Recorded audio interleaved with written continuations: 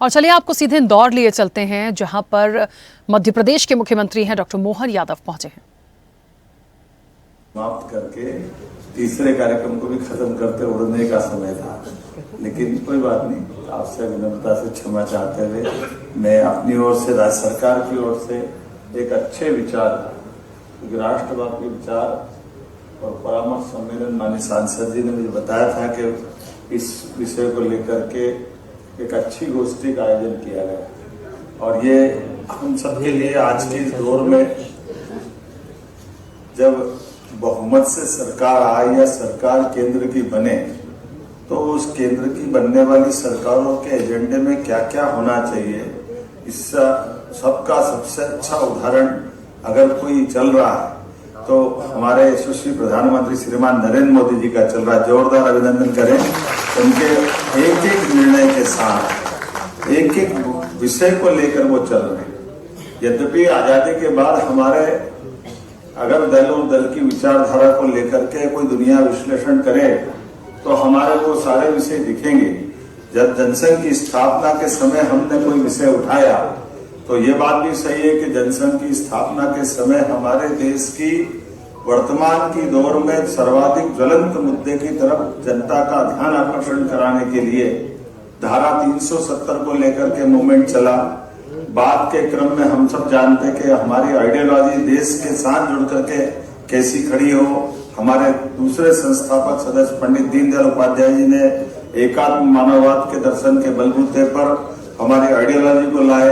यशस्वी प्रधानमंत्री तत्कालीन हमारे माननीय अटल बिहारी वाजपेयी जी ने देश के मुद्दों को लेकर के अपोजिशन के पद का भी क्या महत्व होता है। 50 साल तक अपोजिशन के लीडर और उसके आधार पर पार्टी की रीति नीति के बलबूते पर लोकतंत्र में विरोध क्या होता है।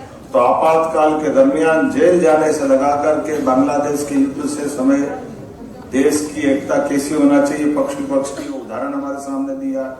ऐसे सारे विषयों में अब मैं दोहराना नहीं चाहूंगा वो सारे विषय जिनके कारण से हमारी पार्टी जानी जाती थी।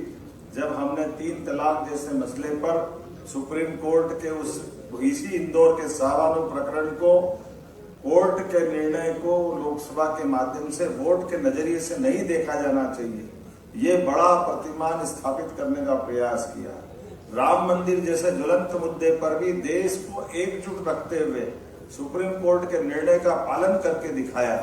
धारा 370 की गलतियों से पूरे देश ने सबक लिया और धारा 370 को समाप्त करके सुशासन की दिशा में एक अपने बाकी राज्यों के साथ जम्मू कश्मीर को भी कदम से कदम मिला के चलने के लिए तत्पर किया। और हम सब देख रहे कि अब युद्ध की घड़ी आई तो वही कश्मीर की वो पार्टियां जो हमेशा अपने बजाय वो किसी और देश से उनके साथ खड़ी दिखाई देती थी, केवल एक धारा बदलने से एकजुट होकर के देश के साथ खड़ी दिखाई दी।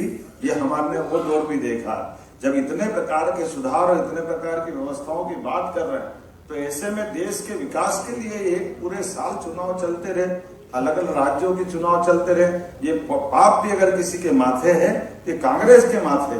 1969 के पहले कभी ऐसा नहीं हुआ था, सब चुनाव साथ ही होते थे। लेकिन एक तरफ इस संविधान की दुहाई देने वाले लोग, इन्होंने तो संविधान को धत्ता बताकर धारा 356 और पता नहीं कितने प्रकार से अलग अलग अपने ढंग से संविधान के संशोधन भी किए। ना ये न्यायालय के उस बात को मानते जो खुद इलाहाबाद हाईकोर्ट में तत्कालीन प्रधानमंत्री के पक्ष में हुआ था, विरोध में हुआ था जब उनको चुनाव से अयोग्य घोषित किया गया।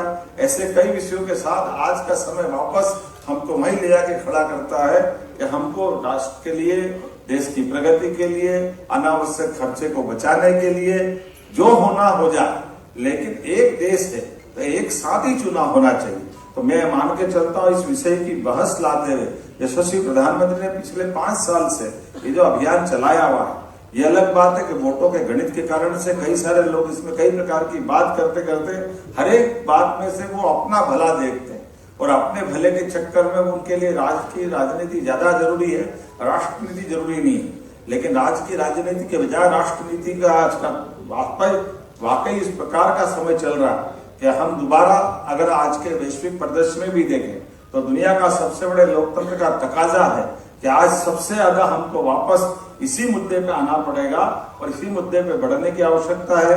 मैं निश्चित रूप से माननीय गोगटे जी का आपका अभिनंदन करते हुए, आपसे विनम्रता से क्षमा चाहते हुए आज्ञा भी चाहता हूँ।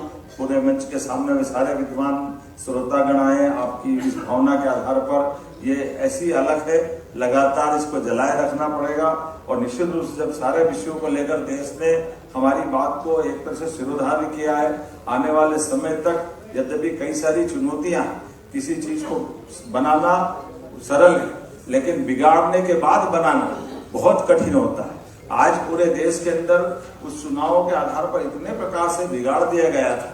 जब हम एक राष्ट्र की बात करते हैं तो एक राष्ट्र के लिए वो एक चुनाव की जब बात करेंगे तो कई सारे चुनाव हमको कई प्रकार की चुनौती करते दिखाई देंगे। किसी का 3 साल, किसी का 6 महीने, किसी के 2 साल, पूरे देश के और राज्यों के अंदर भी हम सब देख रहे हैं। हिंदी जैसे विषय की बात जब हमने कही और हिंदी की बात नहीं की, हमने तो कहा इस देश की सारी भाषाएं राष्ट्रभाषा है, हमने कहा अंतर किया। लेकिन ये वोट के चश्मे से देखने के कारण से ऐसे विषयों को लेकर जो चुनौतियां मिलती है, कोई बात नहीं, हम तो रणजीत और हनुमान जी वाले लोग हैं।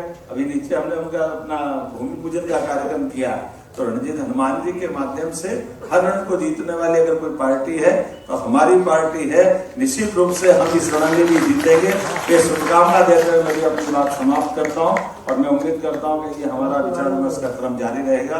पुनः धृष्टता के लिए क्षमा चाहते हुए सम्मानित गोगटे जी और यहाँ के आयोजकों से मैं क्षमा चाहता हूँ कि मैं जाने की इच्छा तो नहीं थी, लेकिन सभापति माननीय नरेंद्र सिंह तोमर जी, स्वर्गीय निर्भय सिंह पटेल जी के कार्यक्रम को लेकर के वो लगभग 1 घंटे से बैठे हैं, तो मैं ऐसी कठिनाई में आपको थोड़ा सा आपसे आपका आशीर्वाद चाहते हुए विनम्रता से जाने की आज्ञा चाहता हूँ। बोले भारत माता की।